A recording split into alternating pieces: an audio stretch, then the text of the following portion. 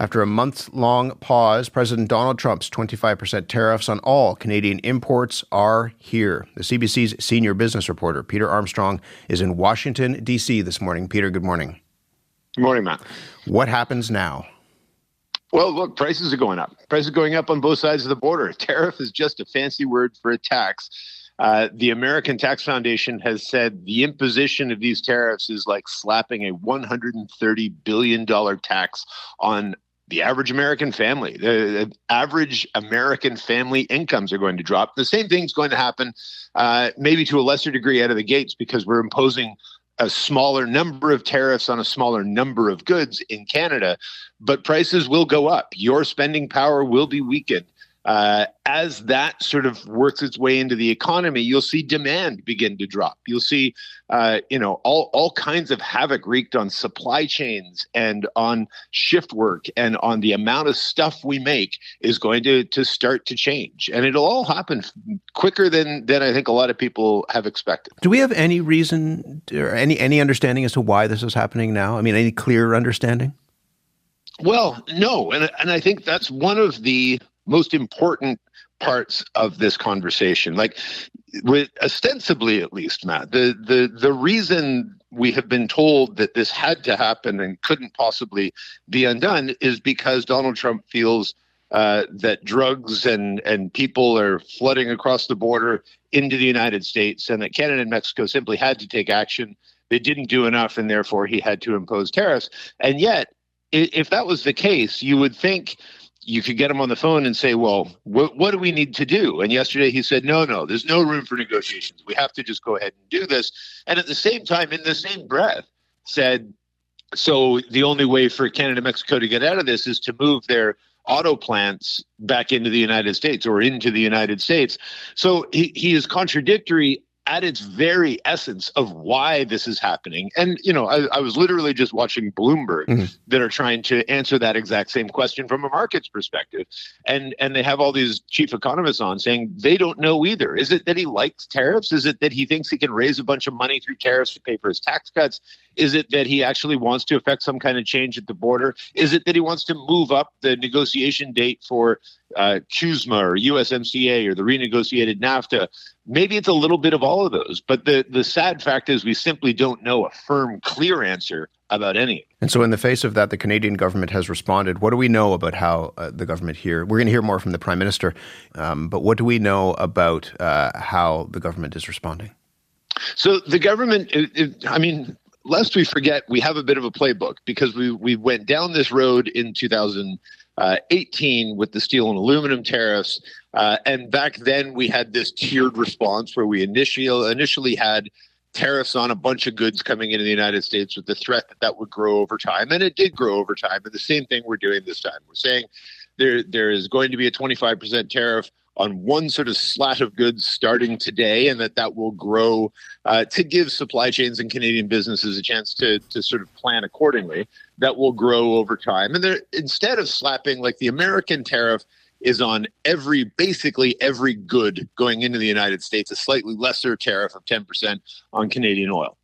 The Canadian response to that is to pick products that come out of politically important regions, right? And your audience knows this very well. It's orange juice from Florida because that's his base of power.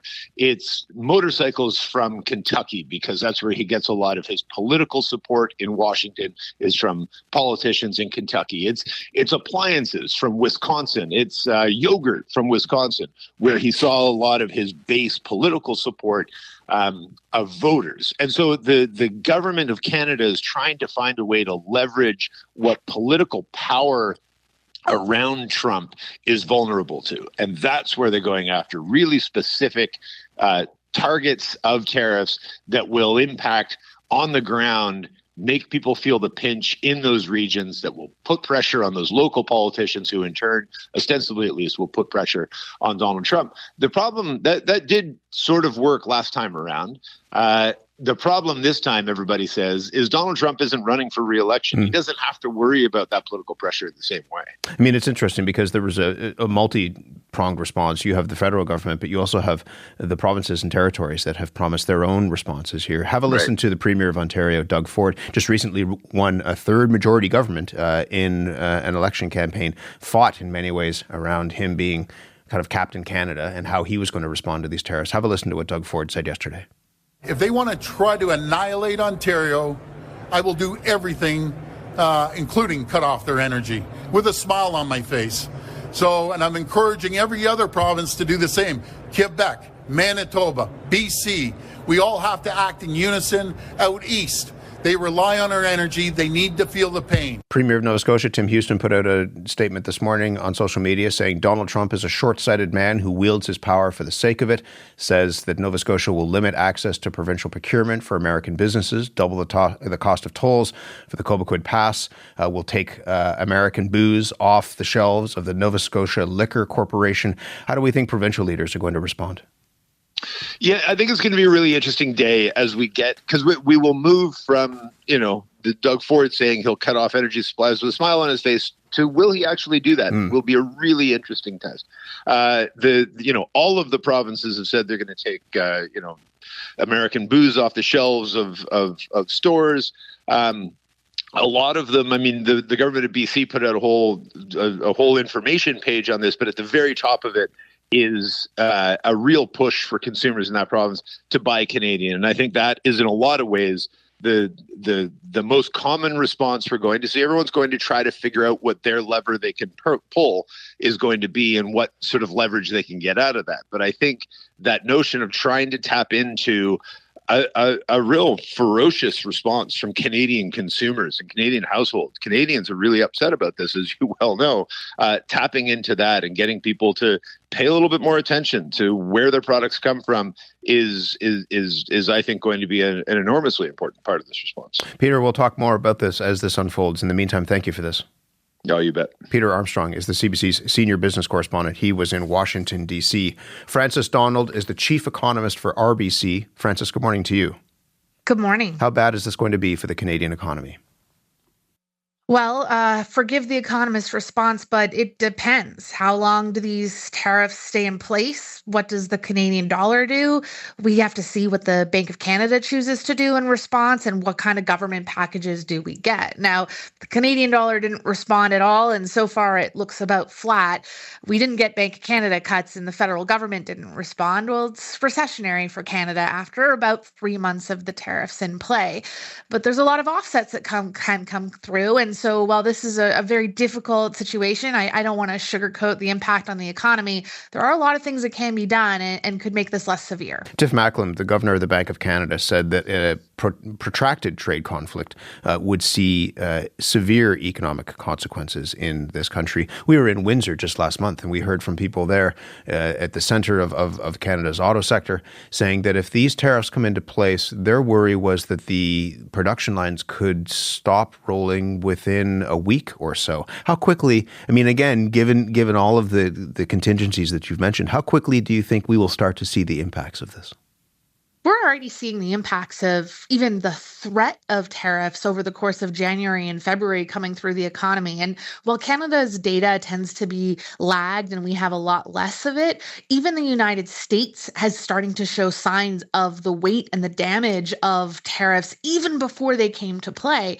So, for example, we saw a significant amount of front loading or stockpiling from Americans over the course of January and February. They imported a lot of Canadian goods just in an attempt to sort of front run some of these tariff increases. We've seen survey indicators drop very fast. We have uncertainty that's risen across all measures to near or all-time highs. We know already that just the threat of this weighed on sentiment for Canadian households and businesses over the course of February. And now that they're a reality, what we're grasping with on our teams today is not the GDP calculation of reducing manufacturing activity. It's what is the pain of of that sentiment change. And I think what's problematic to calculate is, I wonder, can we put the toothpaste back in the tube, even if tariffs last a month or 2 months? How does this shift the fabric of the Canadian economy, and what kind of changes will businesses and households want to make, regardless of the length of the duration? That's really hard to calculate, but we know it's in play. It wasn't just in play starting this morning. It's been in play for several months. Well, and the key thing is for a lot of Canadians, the economy can be something large, this macro idea, but people's experience of the economy is, can they pay rent? How much does it cost to put groceries in the cart to feed their family, to keep the lights on, to be able to, put gas in the tank or get around in a city? What should people be thinking about when it comes to their personal finances? Well, I've long said that everybody is an economist. We're all everyday economists because we interact with our economy and our own economy in many, many ways. So I think Canadians will feel themselves becoming economists more and more as they see the prices of some things they buy, some items, like, for example, orange juice or maybe alcohol from the United States. They'll see those prices rise and they'll naturally want to buy more Canadian as a result of that. They'll see the Canadian dollar probably weaken and say, well, as much as I may not want to go to the United States for patriotic reasons, it's just become more expensive for me to do that. But underlying it all, I've already heard in my life outside of the spreadsheets and the models that folks are saying, well, maybe right now we'll just wait to see what the economy looks like, maybe not go make that large house purchase. That doesn't require an economist to tell you that that's the right direction to go to. So Canadians have the right and are absolutely capable of understanding how these higher prices impact their own lives. They don't need an economist to explain to them the impact that what comes ahead of. But there are impacts from those decisions, though, too. One of the concerns, obviously, that people have are potential job losses, and that can come from manufacturing sectors slowing down, but it can also come from, to your point, people pulling back a little bit and saving more money, right? No, we are still in Canada generally dealing with a shortage of labor. So coming out of COVID, we did see mass retirements. We've slowed down on immigration. And there's some scarring from companies because when you let folks go, it's actually getting harder just structurally over the course of the past 5 years to bring them back on board. So I think that companies are going to try a little bit here to hold on until they see just what is the duration of these tariffs. And that's what's so problematic about this shock for Canada, whether you're a small business owner or you're running a large corporation, is that it's possible that next week the tariffs come off. You don't want to make permanent business decisions at this juncture. When you're missing that information, when you're missing how the Bank of Canada will respond on March 12th or what the government packages will look like. It is, however, more reasonable to expect businesses to pause on things like hiring and large-scale investments. It's also reasonable that global international businesses that were maybe thinking about Canadian products or Canadian business investment may want to pause on that until they get a lay of the land. So it worries me less that we would see large-scale layoffs in the next couple of months, and more that we see a freeze in activity. But that in and of itself is a little bit problematic too. You've mentioned just a couple of times before I let you go, you talked about whatever the government could do in the face of this. What can, and we're hearing from premiers already, what can Canadian leaders do to mitigate the impact of these tariffs? Well, I tend to think about this shock as you have an economic immune system in Canada, and we know that our immune system was very weak. Growth was slowing. We don't have great productivity. We don't have diversity of industry.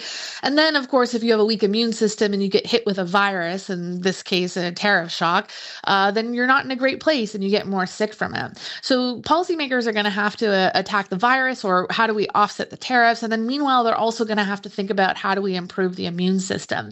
So broadly speaking, for Canada, we're hearing a lot about the resource economy, interprovincial trade barriers, what we can do to diversify trade globally, and those are all good things. But in the near term, premiers and the federal government are going to have to think about how do they support those who may lose their job in the next 6 to 12 months, and how do they directly inject cash into areas of the economy that are being directly impacted by tariffs. And most economists will say, really try to be targeted in your responses, because if we send out, for example, $2,000 checks to all Canadians across the country, and the next day tariffs are removed, you could end up back in that inflationary spiral. So targeted responses is what you're going to hear a lot of economists lobby governments for. It does really feel like we're on, I'm not a roller coaster fan. It feels like we're on some sort of giant roller coaster. I am no roller coaster fan and no fan of tariffs either, so it's an apropos analogy. Frances, good to speak with you as ever. Thank you. Thank you. Frances Donald is the chief economist at RBC. Across this country, Canadian businesses are already trying to figure out ways to come to grips with what these tariffs will mean for their industry. In Quebec, Rio Tinto is a major employer making aluminum for export to the United States. Here's union president Donna Pearson speaking last week. If they put the tariff on 25% for aluminum coming from Canada, the client is going to pay for. All the people are going to pay for parts of for their car, for all the packing around. So we're going to pay this, and the company is going to send it to the client. Earth's own food company makes plant-based milk, oat, soy, and almond milk. Canadian-owned and operated company is looking to cut American products from their supply chain, both as a business move and as a show of solidarity with Canadian workers. Brittany Hull is Earth's own vice president of marketing. Brittany, good morning to you. Good morning. In the immediate impact, what will Donald Trump's tariffs mean for your business? Well, Earth's Own has always sourced products exclusively from Canada. So we always have looked to the oats we use in our oat milk have been 100% grown in Canada. All of our plants across the country, everything we make is made in Canada. So we've always been a Canadian-made, a Canadian-based brand, and we have no plans to change that. If you're making almond milk, I don't see a lot of almond trees in Canada. So where do you get the almonds? Yeah, the almonds needed for our almond milk, that's a tougher one. Almonds just don't grow in our chilly winters. So that said, we're looking to see if we can source our almonds from Europe, but we need to weigh that against the environmental footprint of shipping them across the country. Also the cost, presumably, right? I mean, if you have to get almonds from Europe rather than the United States, will that cost you more? Yeah, we're always looking for whatever the most ethical and sustainable option is, and it has been the U.S. in past, so we're going to have to weigh that out. How are you doing that? I mean, this is a real-time conversation in many ways. Like, how are you running the math now to figure out, as these tariffs are announced, and to Frances's point, I mean, they may come off in a week and a half or 2 weeks, or they might not. How are you running those calculations? Yeah, we know with the recent news that it's been really tough for our business, just given all of this uncertainty. So we're making decisions to isolate ourselves from the U.S. impact as much as we possibly can by really doubling down on sourcing ingredients from within Canada. We have been really fortunate as a business because Earth's Own has grown almost exclusively within our Canadian borders. We are a proudly Canadian brand, and Canadians have been very supportive of growing Earth's Own, and that has allowed us to focus on supporting Canadian farmers, Canadian jobs, and then sourcing Canadian ingredients wherever we can. How much of your business is in the United States in terms of selling your products south of the border? We're not. So we have grown our business completely within Canada. So there's no sales that would be impacted by tariffs. It's more just the supply chain. Correct. Just supply chain. What have you seen? We've seen this rallying around the flag in the last little while. People talking about Buy Canadian. You go to the grocery store and you will see people looking for the flag on the aisle that will show that the thing that they're getting was made here. How much of an impact is that having right now? Yeah, we're at a really interesting crossroads right now. We have this real opportunity as a Canadian business to really innovate and discover these new technologies and just like better ways of doing business. So we have the potential to do so much more once we get out of the US shadow and really embrace what makes us great. We have got so many smart people and tons of resources and the creativity to really think differently, to let go of some of that interdependence, which has really stopped us from forging our own path. I mean, that sounds almost optimistic. It is. I think it's up to us to take the next step. And I really hope we do. Because I think now more than ever, Canadians have the power to use our purchases to make this powerful statement, to show this tangible show of support for our country. Brittany, it's good to talk to you. Thank you very much. Thank you. Brittany Hull is Earth's Own Vice President of Marketing, as you heard, trying to figure out in real time how to change their supply chains so that they can be more Canadian and rely less on products coming from the United States.